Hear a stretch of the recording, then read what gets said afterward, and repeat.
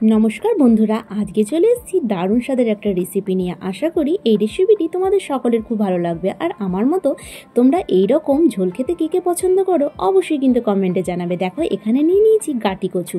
তার জন্য কচুটা আমি ভালো মতো ধুয়ে নিয়েছি আর আগে থেকে আলুগুলো লম্বা লম্বা করে কেটে নিয়েছি। এই সময় গাটি কচু দিয়ে মাছের ঝোল খেতে তো দারুণ লাগে। গাটি কচু দিয়ে শুধু মাছের ঝোল কেন, অন্য সব রকম রেসিপি ভালো লাগে। আমার তো বেশ পছন্দের একটা রেসিপি। দেখো কচুগুলো আমি এখানে ভালো মতো কেটে নিয়েছি। কচুগুলো দুফালি করে কেটে নিয়েছি আর ছোট ছোট হলে গোটাই রাখতে পারো। এখানে আমি নিয়ে নিয়েছি কাতলা মাছ, চাইলে তোমরা রুই মাছও নিতে পারো। আর রুই মাছ কেন, চিংড়ি মাছ বা যে কোনো মাছ দিয়ে কচুর তরকারি কিন্তু দারুণ লাগে। কাতলা মাছের পিসগুলো ভালো মতো ধুয়ে নুন হলুদ মাখিয়ে রাখবো। আর এদিকে একটা গুঁড়ো মশলা জলে গুলে রাখবো। এখানে হলুদ গুঁড়ো, জিরে গুঁড়ো আর কাশ্মীরি লঙ্কা গুঁড়ো জলে গুলে রাখবো। আগে থেকে জলে গুলে রাখলে এটার কিন্তু বাটা মশলার মতো টেস্ট লাগে। তারপর কড়াইতে তেল গরম করতে বসিয়ে দিয়েছি। তেলটা গরম হয়ে গেলে মাছগুলো একে একে দিয়ে দেবো। তারপর মাছগুলো ওলট পালট করে ভালো মতো ভেজে নেব। খুব বেশি ভাজার দরকার নেই, হালকা লালচে হলেই হবে। মাছগুলো ভালো মতো ভাজা হয়ে গেছে। এরপর মাছগুলো একটা পাত্রে তুলে রাখবো। মাছ কিন্তু আবার বেশি কড়া করে ভাজলে ঝোলের টেস্টটাই নষ্ট হয়ে যায়।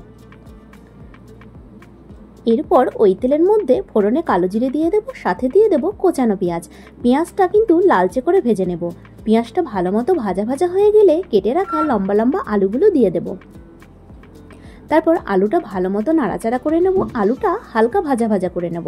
সাথে দিয়ে দেব একটু পরিমাণ মতো নুন, যাতে আলুটা তাড়াতাড়ি সেদ্ধ হয়ে যায় আর ভাজা ভাজাও হয়ে যায়।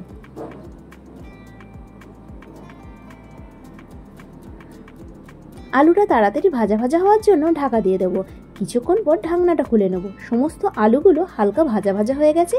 এরকম অবস্থায় কেটে রাখা কচুটা দিয়ে দেব। তারপর সমস্ত কিছু ভালো মতো আবারও নাড়াচাড়া করে নেব। সমস্ত কিছু ভালো মতো ভাজা ভাজা হয়ে যাওয়ার জন্য ঢাকা দিয়ে দেবো। কিছুক্ষণ পর ঢাকনাটা খুলে নেব। আলু আর কচু সমস্ত কিছু ভালো মতো ভাজা ভাজা হয়ে গেছে।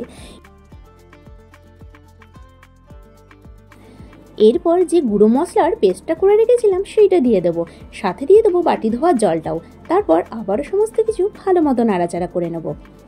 মশলার সাথে যখন আলু আর কচু ভালো মতো কষে যাবে তখন দিয়ে দেবো পরিমাণ মতো গরম জল। এখানে আমি গরম জলটাই ব্যবহার করেছি।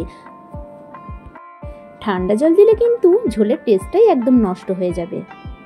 আর হ্যাঁ, তোমরা যেরকম ঝোল খাবে সেই রকম পরিমাণেই জলটা দেবে। সাথে দিয়ে দিয়েছি একটা চেরা কাঁচা লঙ্কা। এখানে লঙ্কাটা খুব ঝাল বলে আমি একটাই দিলাম। চাইলে তোমরা যে যেরকম ঝাল খাও ঠিক সেই রকমই দেবে। ঝোলটা ভালো মতো ফুটে গেছে আর আলু আর কচুটাও ভালো মতো সেদ্ধ হয়ে গেছে। এই রকম অবস্থায় ভেজে রাখা মাছগুলো দিয়ে আবারও ভালো মতো ফুটিয়ে নেব। সমস্ত কিছু ভালো মতো ফুটে গেলে আমার একদম রেডি হয়ে গেল আলু কচু দিয়ে কাতলা মাছের ঝোল। এই রকম গাটি কচু দিয়ে মাছের ঝোল খেতে তোমরা কে কে পছন্দ করো অবশ্যই কিন্তু কমেন্ট করে জানাবে। তবেই তো তোমাদের ধন্যবাদটা জানাতে পারবো, তাই নাকি? আমার আজকের রেসিপিটি কেমন লাগলো অবশ্যই জানিও কিন্তু।